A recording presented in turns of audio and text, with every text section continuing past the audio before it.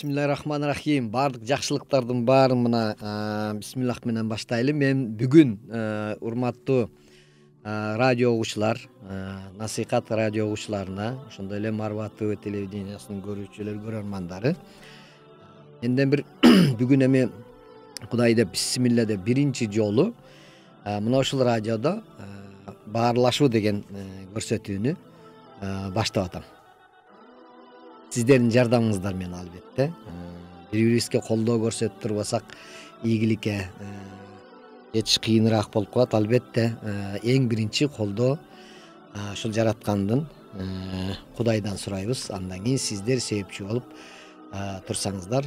Бүгүн бисмилла деп мына ушул баарлашуу деген көрсөтүүдө мен атайын эмне себептен ушул насыйкат ана Марва ТВны тандап алдым. Анткени себеби бул жакта мына ушул Алланы улуктай турган, Алла жөнүндө мактоолорду айтып, Алланын жаратканын кудуретин, барлыктардын баары ээс экенин, ал бизге кандай ырыскыларды берип атканын, Алланын ушунчалык берешендигин, калыстыгын, мээримдүүлүгүн, 99 сыпаты, деги эле биз эмнени көрүп, эмнени сезип, эмнени жыттап, эмнени кармап дегендей, деги эле бул жашоодо эмне кылып жашап аткан болсо, ошолордун баарын бизге өзүбүздү баш кылып жараткан Алла Таалага мактоолор болсун.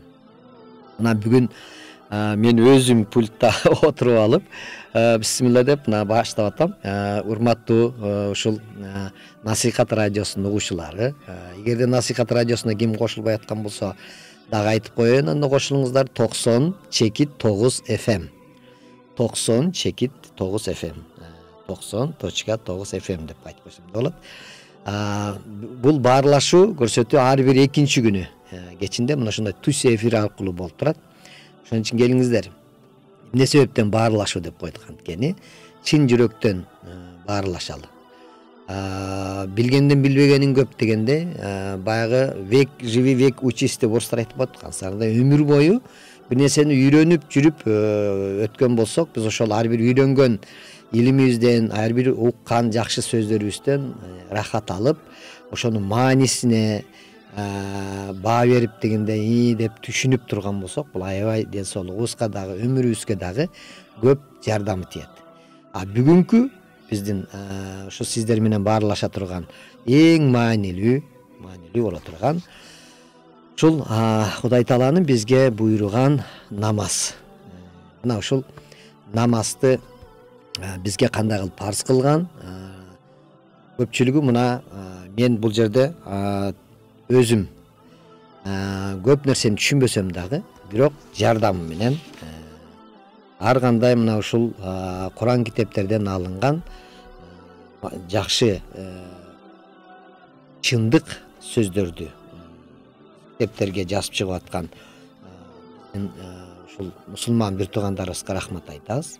Бүгүн мына Самат Асанов деген намазга убактым жок дегенден тандап баштадым мен.